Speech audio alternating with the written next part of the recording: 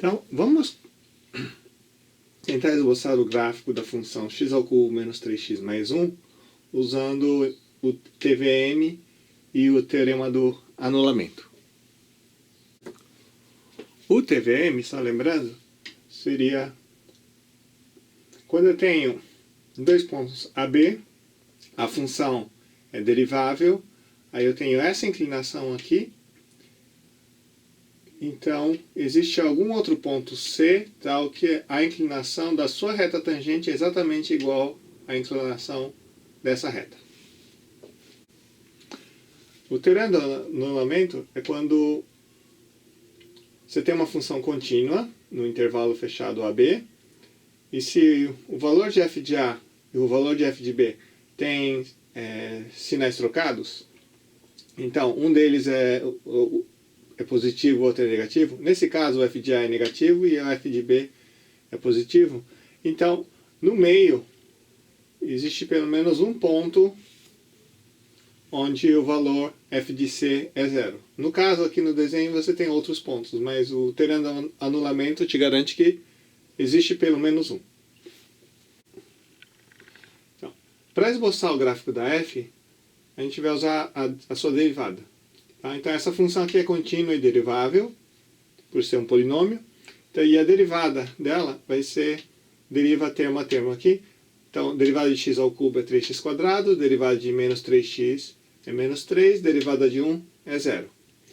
Então, o f' de x é 0 quando 3x² é igual a 3, né? Porque 3x² menos 3 é igual a 0, 6 somente se vale isso daqui. E agora, corta 3 aqui, fica x² igual a 1. Então eu tenho que o f' de x vai ser 0, 6 somente c, x é mais ou menos 1. Então, como a gente já viu antes, as raízes são mais ou menos 1. Então esse polinômio aqui, ele pode ser fatorado como sendo 3 vezes x menos 1, x mais 1. Tá? Então, os pontos especiais que a gente vai usar são os pontos menos 1 e 1, que são as raízes da derivada. Como o f' de x é 3x menos 1, x mais 1, para calcular o sinal a gente vai fazer em separado. Tá? Então, o x menos 1, ele tem raiz em 1, o coeficiente é positivo, então antes da raiz é negativo e depois da raiz é positivo. O x mais 1, a raiz é menos 1, então antes da raiz é negativo e depois da raiz é positivo, novamente porque o coeficiente aqui é 1. Né? Bom, então agora o f' é 3 vezes x menos 1, x mais 1. 3 é positivo, então eu só preciso ver o comportamento do produto aqui. Então, aqui é menos e é menos, então tenho 2 negativos, o produto f' de x, o f' de x vai ser positivo. Aqui é 0, então aqui vai dar 0. Aqui só tem um negativo, então vai dar negativo. Aqui tem um 0, vai dar 0. E aqui tem 2 positivos, vai dar positivo. Bom, então, agora eu sei que esse é o comportamento do sinal da f'. Então, isso significa o quê?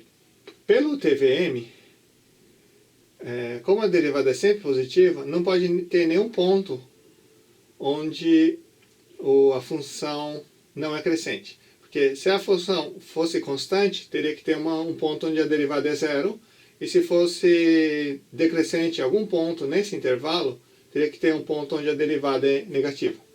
Tá? Aqui é a mesma coisa, né? Como o sinal é sempre negativo, a função vai ter que ser sempre decrescente, porque se ela não fosse decrescente, teria algum ponto onde a derivada é 0, ou a derivada seria positiva, e aqui é o mesmo argumento que foi usado aqui. Tá? Então, com isso, eu sei que a função cresce nesse trecho, depois aqui a derivada é 0, depois ela decresce, a derivada é 0 aqui de novo, então ela é paralela ao eixo x, e aqui ela cresce de novo. Tá? Então, os dois pontos que a gente vai usar para esboçar o gráfico são os pontos menos 1 e 1, tá? Onde tem mudança de comportamento da função f. Tá? Então, calculando rapidamente aqui, se você pegar o f e calcular no ponto menos 1, vai dar menos 1 mais 3 mais 1. Então vai dar 3. E depois, se eu calcular a f no ponto 1, eu vou ter 1 menos 3 mais 1, que vai dar menos 1. Tá. Então agora, no ponto menos 1, a função deu 3. No ponto 1, a função dá menos 1. E aí, olhando a tabela do gráfico, então, antes do menos 1, a função era crescente. Tá? Agora, a função x ao cubo menos 3x mais 1, o limite dela para menos infinito é menos infinito, então, em particular, ela vai ser negativa em algum lugar aqui antes. Então, tem uma raiz aqui no meio. Entre menos 1 e 1, a gente viu que a função vai ser decrescente, então ela decresce até chegar no 1. Tá? Então, como eu sei que ela vai ter que cortar o gráfico em algum ponto, o eixo x em algum ponto, a gente pode ver se isso acontece antes ou depois do zero. No caso, se eu calcular f de 0, ele dá 1. Tá? Então eu sei que até aqui ele vai ter que ser positivo, então a raiz vai estar entre 0 e 1. Tá? Eu não consigo dizer exatamente onde, mas eu sei que tem algum lugar aqui.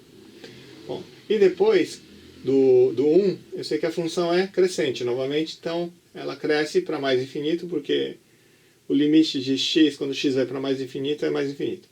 Então em algum momento ela vai cortar o eixo x de novo. Então esse polinômio aqui tem 3 raízes reais distintas.